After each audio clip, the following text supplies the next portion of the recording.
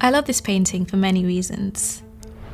The cool colour palette, the enchanted castle in the background, and a lone female figure looking pensively into the ocean. There's so many stories here, so many mysteries. It's also special because it inspired the romantic English poet John Keats and his poetry.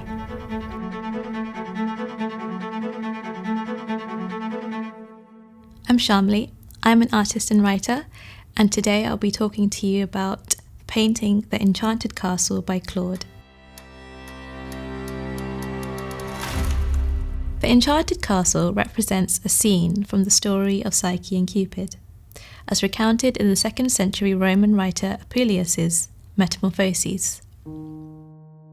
The story begins with Psyche's father finding out that his daughter will only find a husband if she's placed atop a rocky cliff exposed to the elements, as his mortal daughter has been deterred by many suitors because of her divine beauty. Luckily, the west wind Zephyr sympathizes with Psyche and moves her to a castle that she can call home. However, the goddess Venus, jealous of Psyche's beauty, instructs her son Cupid to compel her to fall in love with a monster. Instead, Cupid falls in love with Psyche himself, arranging to meet her at the castle in secret during the night so as not to anger his mother. Psyche obliges, but only on the condition that her 2 sisters can visit and stay with her in the castle. Once entering the castle and seeing the riches that surround Psyche, her 2 sisters become jealous and convince Psyche to find out who Cupid actually is. So Psyche, now also pregnant with Cupid's child, does this by waving an oil lamp at Cupid's face. Cupid, in anger, banishes Psyche from his castle. She is captured by Venus, who sets her on a series of very difficult tasks to prove her worth. Eventually, Cupid rescues Psyche, giving her a drink of immortality so they can stay together forever. So it ends on a happy note. So it seems that there's many characters in the story of Psyche and Cupid, but we only see Psyche in the painting. Psyche is shown alone and appears pensive. She seems as if she is contemplating what has happened to her. We can tell in the story that a lot does happen to her. She's placed in danger repeatedly, on top of a cliff face, in a castle all alone with what she is told to be a monster. She's essentially punished for her beauty because a higher power cannot control their own mortal emotion of jealousy. As we move backwards in this painting, more and more is revealed to us about what is essentially to come in her story. The rocky cliff face, the enchanted castle where the west wind places her, and we see the boat with the mysterious 2 people that we think might be her sisters. So it may be the case that the significance of Psyche alone in the painting is to pay tribute to the fact that although she is the mortal in a story of gods, she is actually the brave one. She is the beacon of light and is the central character of her story.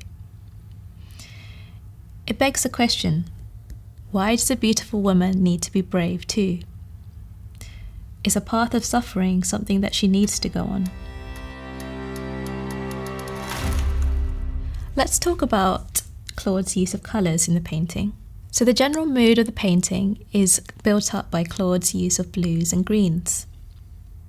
The colour scheme that Claude uses in his painting is what I think of as the blue hour palette, one that is made up just of colours in the blue hour. These are the colours that we see just before sunrise and just after sunset.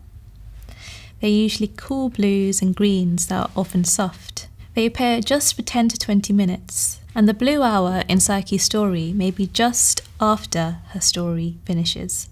Claude makes us feel like this entire scene is timeless, as if we're watching Psyche for hours and hours on end in her meditative and melancholy state. The deer grazing peacefully by her side alludes to this timeless nature.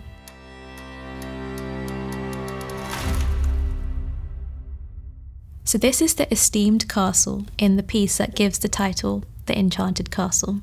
Apuleius, author of the tale of Psyche and Cupid, describes a castle that houses Psyche to be built by the divine arts. And we can see why. The castle is a mixture of time periods and styles, ones that we would never see together in our mortal world.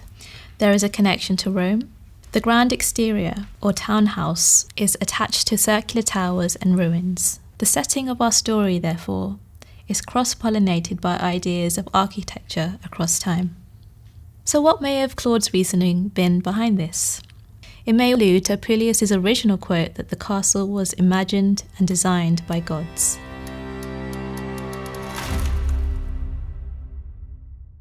So finally, we'll end on a poem.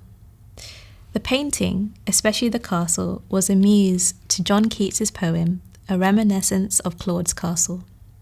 It goes like this. You know the enchanted castle, it doth stand upon a rock on the border of a lake, nested in trees, which all do seem to shake from some old magic like Uganda's sword. O Phoebus, that I had thy sacred word, to shew this castle in some dreaming wise unto my friend, while sick and ill he lies. You know it well enough, where it doth seem a mossy place, a Merlin hall, a dream.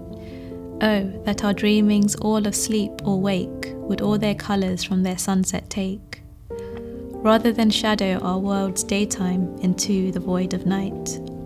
Away, you horrid moods, moods of one's mind. You know I hate them well. You know I'd sooner be a clapping bell to some Kamchatsan missionary church than with these horrid moods be left in lurch. I love this poem for many reasons, but it touches on every element of Claude's painting. Although he doesn't mention Psyche explicitly in the poem, he does refer to horrid moods, and it might be a reference to how she is feeling in this painting.